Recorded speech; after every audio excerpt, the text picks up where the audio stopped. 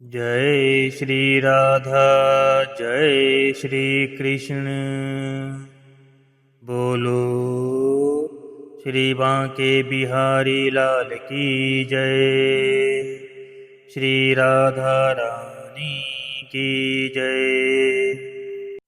हरि भक्तों, आज से हम श्रीमद् भगवत गीता के मूल श्लोकों का शुद्ध श्रवण करेंगे। पद्म पुराण में भगवान भोलेनाथ ने श्रीमद् भगवत गीता के प्रत्येक अध्याय का महात्म्य माता पार्वती को बताया है।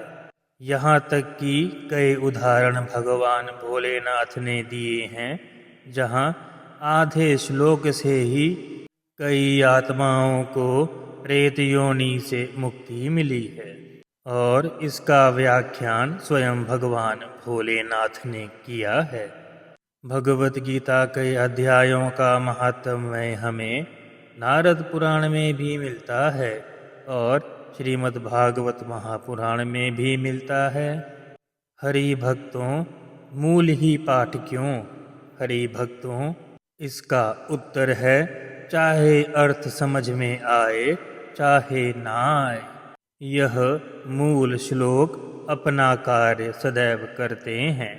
जैसे कि कई साइंटिफिक स्टडीज में भी पाया गया कि जब गायत्री मंत्र अथवा भगवत गीता के श्लोकों को रिकॉर्ड किया गया और उसके हिंदी एवं अंग्रेजी एवं अन्य भाषाओं में अनुवाद को भी किया गया, तब संस्कृत भाषा ही ब्रह्मांड की ध्वनि से मिलती थी।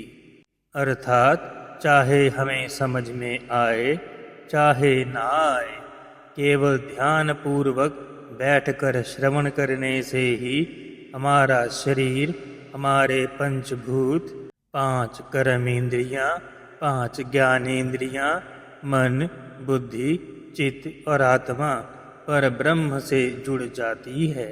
इसीलिए भक्तों, हम श्रीमद् भगवत गीता के मूल पाठ की साधना का भी आरंभ कर रहे हैं। चैनल में प्लेलिस्ट में जाके आप हिंदी भगवत गीता का भी श्रवण कर सकते हैं और प्लेलिस्ट में पद्म पुराण में वर्णित भगवान भोलेनाथ के गीता महात्म्य का भी श्रवण मिलता है। मूल पाठ को हम साधना के प्रकार करेंगे, अर्थात न्यास, करन्यास, अंगन्यास, ऋषियादि न्यास, हृदयादि न्यास, सभी न्यासों के साथ शरीर को मंदिर स्वरूपी बनाकर यह गीता साधना करेंगे। हरि भक्तों, आप सबसे प्रार्थना है कि हम यथाशक्ति यथा प्रयास शुद्धतम वेदों का, पुराणों का यथार्थ वर्णन अर्थात बिना छेड़छाड़ किए हुए सनातन धर्म के प्रसार के लिए यह सेवा दे रहे हैं। आप सबसे प्रार्थना है कि चैनल को सब्सक्राइब करके इसकी रीचबिलिटी बढ़ाकर हमें कृतार्थ करें। गीता जी का महात्म्य एवं पाठ विधि। सृष्टिकर्ता की सर्वोत्तम कीर्ति है यह मनुष्य शरीर। यह मानव जन्म अत्यंत दुर्लभ और अमूल्य धरोहर है। इस जन्म को सफल बनाने के लिए जो मार्गदर्शन वेद आदि समस्त शास्त्रों में उपलब्ध होता है, उसका संपूर्ण सार हमें संक्षेप में श्रीमद् भगवत गीता में मिलता है।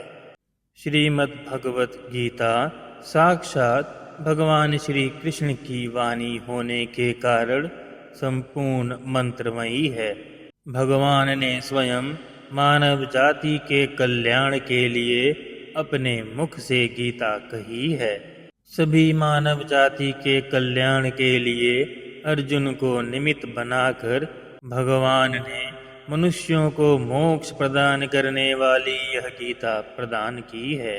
सारे पुराण और वेद भगवान वेद व्यास जी द्वारा लिखे गए। वे भी भगवान श्री हरि के 24वें अवतार में आते हैं।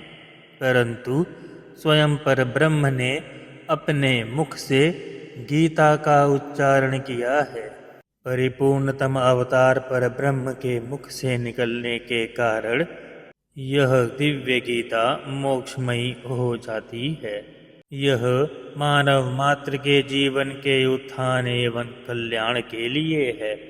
इसमें मनुष्य किसी भी योग्यता का हो, वह अपने लिए योग्य मार्ग चुनकर अपने ऐहिक समृद्ध यश की कीर्ति सुख आदि को प्राप्त करता हुआ परमात्मा के साथ जुड़कर अपने जीवन को आनंदमयी बना सकता है।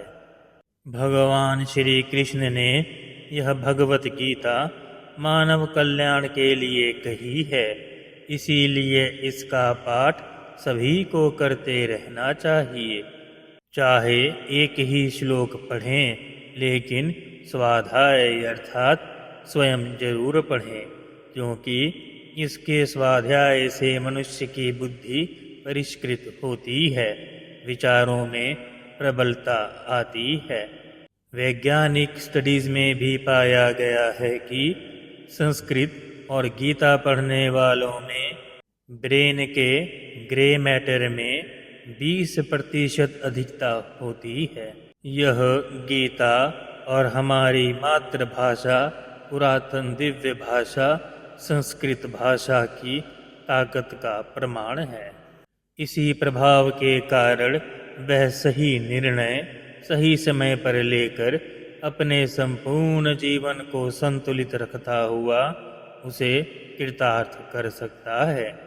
ज्ञान, कर्म, भक्ति, योग एवं ध्यान आदि जीव के कल्याण हेतु अनेक मार्ग भगवत गीता में बतलाए गए हैं, अर्थात ज्ञान योग, कर्म योग, भक्ति योग, योग योग और ध्यान योग।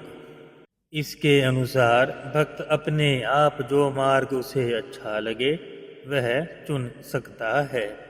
हरि भक्तों, श्रीमद् भगवत गीता भगवान की साक्षात वाणी है, पर ब्रह्म की स्वयं की वाणी है, अर्थात इसका एक एक शब्द, एक एक अक्षर महामंत्रमय है। शुद्ध उच्चारण के साथ गीता जी का मूल पाठ अत्यंत उपयोगी है।